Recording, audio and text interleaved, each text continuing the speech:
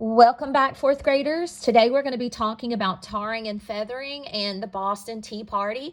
So if you will go ahead and find these 2 pages in your social studies workbook and cut those out and go ahead and glue them in your handbook. And if you need to pause this video, please do so. Today we're going to start off with the tarring and feather of the British custom agents. If you remember back in the Townshend Act, the custom agents were sent to the British colonies to make sure that the taxes were being carried out.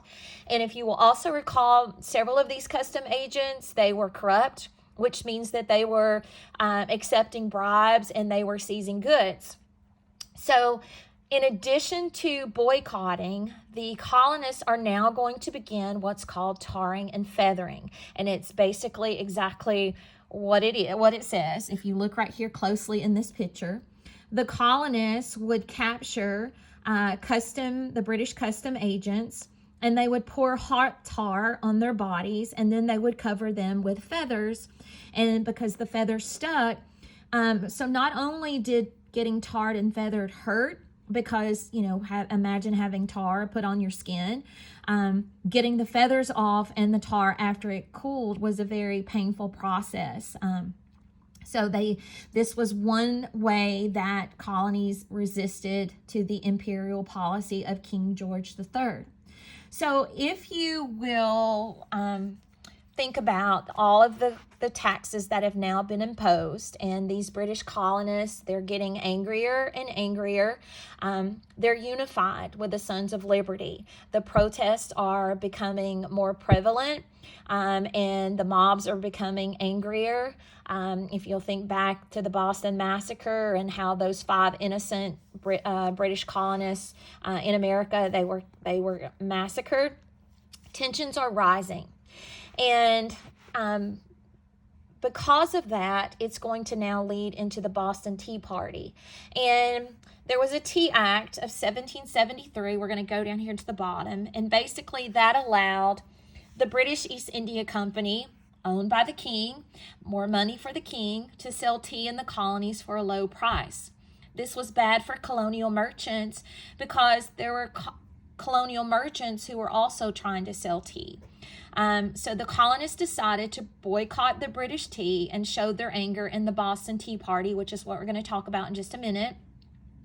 And as a result of the Boston Tea Party, it is estimated that the colonists destroyed more than 1 million in today's money worth of British tea. So you can imagine how that made the king feel, who, he was already, these colonists, he felt that they already owed him a lot of money because of all the resources that he had put into the French and Indian War. And now here they have destroyed $1 million worth of tea. So the Boston Tea Party, let's talk about that.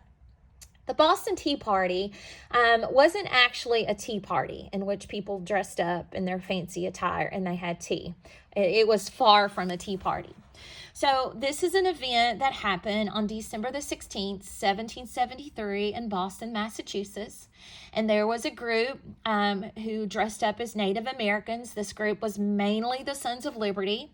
And so they dressed up and they decided that they were going to protest, and they were going to really get the king good by boarding a British ship, and they were going to throw all of the tea overboard. So when they dressed up, they got on the ship and they threw over 340 chests of tea that were destroyed that night. The tea had a tax that was added to it because of the Tea Act that we just talked about it. And, the Tea Act, the goal of that was to, help raise more money for the king. So to disguise themselves, these Sons of Liberty, mainly, they dressed up as Native Americans. They got on this ship and they threw all the tea overboard. And as we said earlier, it cost a lot of money for the king. So as a result of this, the king was outraged. So he closed the Boston port. He sent the Royal Navy warships to patrol the area, and basically there was a blockade, which meant no one went in and no one could come out. So closing the Boston harbor, it made the anger the residents, extremely angry, because they thought that everyone was being punished when really it was only a group of this people who had destroyed the tea, which was the Sons of Liberty. The Boston Tea Party was simply called the destruction of tea for many years after the event. It was one of the biggest triggers, the main triggers for the American Revolution, which began in Massachusetts on April 19th, 1775.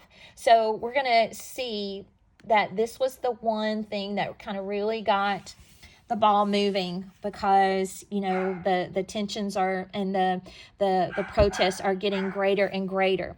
So we're going to stop there. Go ahead and make sure your notes are up to date, and we'll see you at our next lesson.